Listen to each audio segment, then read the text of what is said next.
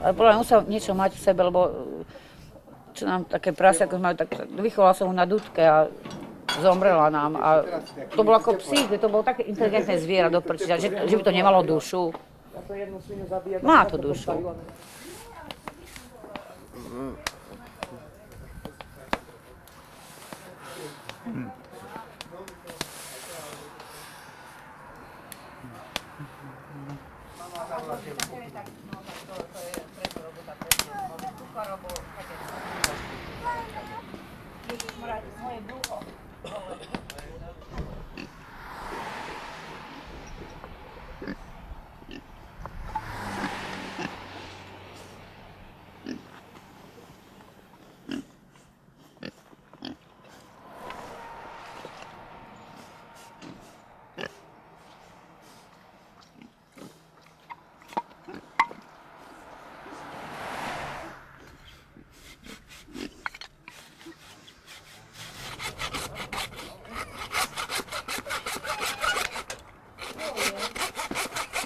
My fajčiari by sme mali mať zdravotníctve preukážky a chodiť prvý vždy do radu.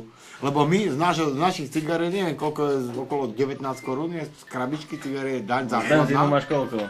Z benzínu máš a ja platím z cigariet a z benzínu chodia, hej, tetky chodia aj na naftu a dobre, chodia autobusmi, dobre.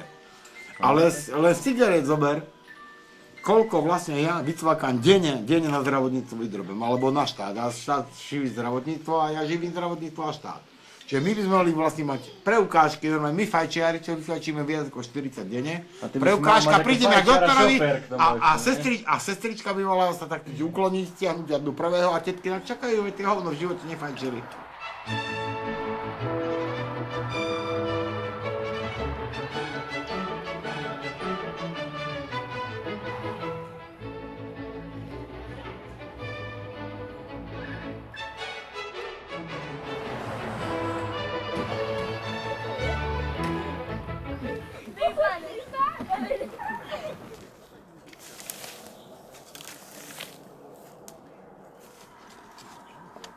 Po celej dedine všetci cigáni, čo sú títo petepáci, čo chodia im tam čistiť kanále. Ku nám neprišiel kanále čistiť nikto. Vieš, ako ja si, keď chcem kanál vyčistiť, musím si vyčistiť sám. Ale my sme dostávali rodinné domy za komunistov. Ja, vy cigáni, tam bolo dobre. A cigáni. A my gáčovia sme čo mali za komunistov? Prečo ste boli gáčovia, my sme boli cigáni? No a čo ste tam mali dobre? Všetko, áno, áno. A za každý výškrab tie cigáni dostávali svoje?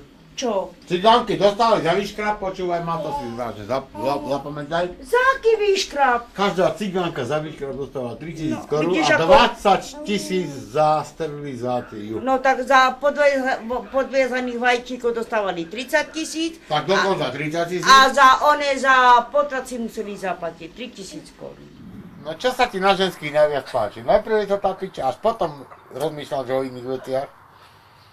Braňo, pravdu mám. Ja viem, že som úchyl, ale pravdu mám.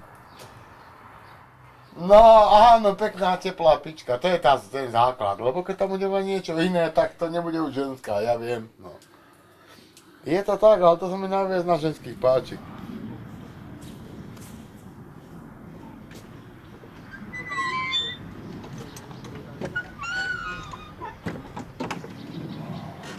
Ináč počúvaj, potom boli bordely a tam som sa z jednou z tých dohodol.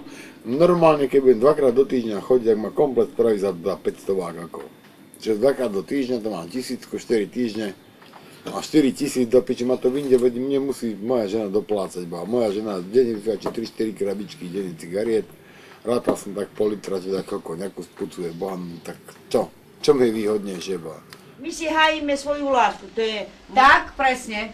To je môj manžel, môj majetok, môj majetok. Áno, a ja za to bojujem. A tej piči, tej kurve, tak rozjebem jej papulu a zabijem a podrežem a neviem čo. Presne. A môj muž so mňou cíti, áno, moja žena má pravdu. No, možno mám cigánsku povahu v tomto smere.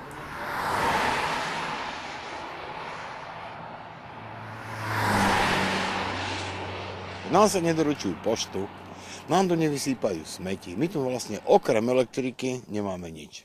A ešte musíme platiť dane. a ten hnusný farár prašivý, čo je, cirkev katolícka, tak z toho kostola neplatí ani korunu daní. Na čo? Jemu to udrbali, oni to udrbali, okradli ľudí, starých ľudí, 78 ročných ľudí, ojebávali, okrádali o dane. A nie, že o dane, oni ich okradali vlastne o majetky, oni im to všetko darovali a oni neplatia z toho dane žiadne a ja musím platiť dane. Nie, ja dane neplatím. Tomuto štátu ja dane platiť nebudem z toho dôvodu, že tento štát vlastne nás okráda stále.